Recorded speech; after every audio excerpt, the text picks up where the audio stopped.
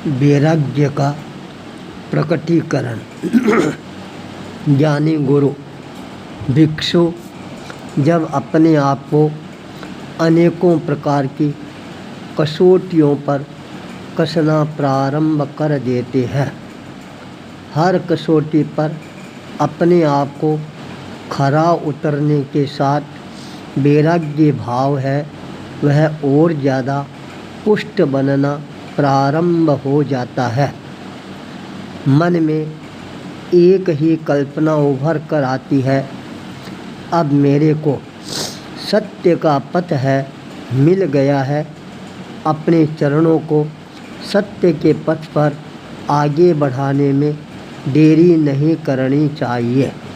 मैंने अपने मनोबल को भी तोल कर देख लिया है।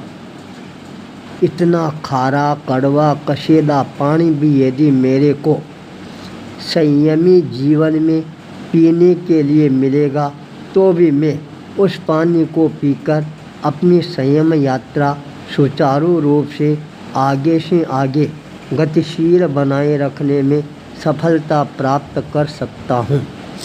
इस तरह से ज्ञानी गुरु का संकल्प बल है, मनोबल है और ज़्यादा मजबूत बनता जा रहा था। संयमी जीवन ग्रहण करने के लिए आवश्यकता थी दीपा माँ से आज्ञा प्राप्त करना। जब ज्ञानी गुरु अपने कदमों को अपनी दीपा माँ की तरफ आज्ञा प्राप्त करने के लिए आगे बढ़ाना प्रारंभ करता है, उस समय दीपा माँ के केवल सहारा था तो ज्ञानी गुरु भीखण ही था।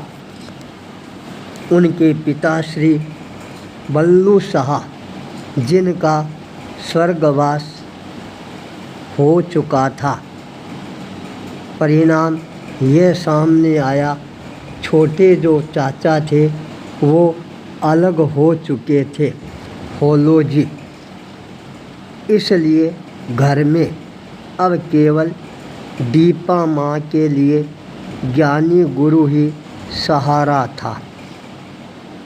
पर ज्ञानी गुरु यह जानता था संसार का स्वरूप क्या है, इस संसार में कौन किसके साथ आया है, कौन किसके साथ जाएगा।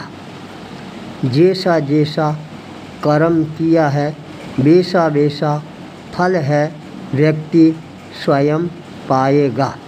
इसलिए मेरे को अब अपने ही पथ पर आगे बढ़ने के लिए अपनी माता दीपा माँ के पास में जाकर एक बार अपने मन की बात है वह स्पष्ट और साफ शब्दों में प्रस्तुत करने में कोई प्रकार का संकोच नहीं करना चाहिए। मन को मजबूत बनाकर ज्ञानी गुरु अपनी माता दीपा माँ के पास में पहुँच जाते हैं। उसी समय ज्ञानी गुरु की भुआ वह दूसरे गांव से आई हुई थी। ननद और भौजाई दोनों आपस में बातें कर रही थी। ज्ञानी गुरु का उसी समय वहाँ पर पहुँचना हो जाता है। अपने लाल को अपने आँखों के सामने देखते ही दीपा माँ के मन में स्नेह का संचार अपने आप ही होना प्रारंभ हो जाता है। माँ ने स्नेहिल दृष्टि से अपने लाल की तरफ निहारना प्रारंभ किया। ज्ञानी गुरु ने भी माता के सामने झुककर प्रणत मुद्रा में प्रणाम करके आशीर्वाद ग्रहण किया। भुआ को प्रणाम किया। अपनी दीपा माँ के सामने अपने मन की बात को प्रस्तुत करते हुए कहा, माँ देखो इस संसार का कैसा स्वरूप है। पिताजी हमारे को छोड़कर चले गए, चाचा जी हमारे से अलग हो गए। तुम्हारी बहू इस संसार को छोड़कर चली गई है। अब केवल तुम रह गई, मैं रह गया और एक छोटी सी बच्ची रह गई है। कौन किसके काम आया, कोई किसी के काम नहीं आता है। इसलिए अब मेरी इच्छा है, मैं अपने जीवन को उस दिशा की ओर गतिशील बनाना चाहता हूँ जिस दिशा से मेरे को सत्य से साक्षात्कार करने का दुर्लभतम अवसर है वह प्राप्त हो। इसलिए आज मैं आपके चरणों में उपस्थित हुआ हूँ। आप मेरे वैराग्य को जानती है, पहचानती है। आचार्य रघुनाथ जी का आगमन हुआ है।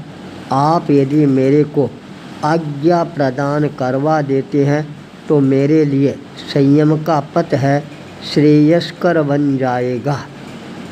यह बात सुनते ही पास में बैठी भुआ, उसको आवेश आ जाता है, गुस्सा आ जाता है और वह उसी समय ज़ोर से चिल्लाना प्रारंभ कर देती है, भीखण तूने यदि दीक्षा ली है तो मैं पेट में कटारी भोंक कर मर जाऊंगी।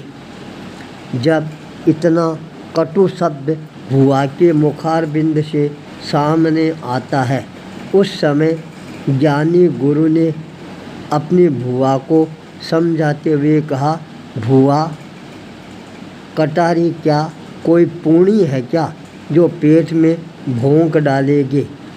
वह बड़ी तीक्ष्ण होती है। ऐसी व्यर्थ की बातें हैं, वह हमारे को कभी भी नहीं करनी चाहिए। भुआ यह बात सुनकर थोड़ी सी शांत हो जाती है। ज्ञानी गुरु का ध्यान केवल अपनी दीपा माँ पर केंद्रित ही रहता है। दीपा माँ के आँखों में आंसू बरसने प्रारंभ हो जाते हैं। दीपा माँ कहती है, बेटा मैंने क्या स्वप्न संजोया था और आज तक मेरे सपने हैं वो पूरे नहीं हुए।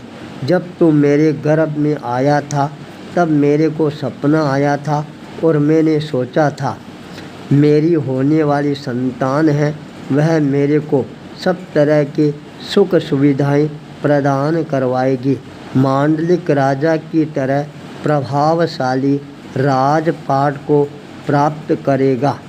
पर तू ये क्या कह रहा है, संयम के पथ पर आगे बढ़ना, यह तो एक तरह से खांडे की धार पर चलने के समान है। बेटा तेरे लिए संयम का पथ है वह सरल नहीं, बहुत ही दुष्कर मार्ग है। चाहे कुछ भी हो जाए, तेरे को संयम पथ पर आगे बढ़ने की आज्ञा प्रदान करना मेरे लिए बहुत ही मुश्किल और कठिन भरा कार्य है। इसलिए तुम ज़्यादा आग्रह मत करो। ज्ञानी गुरु अपनी माता की यह बात सुनकर वापिस निवेदन करता है, माँ जो सत्य है वह हमेशा सत्य ही रहता है। इसलिए मेरा संकल्प है सत्य को एक न एक दिन प्राप्त करके ही रहना।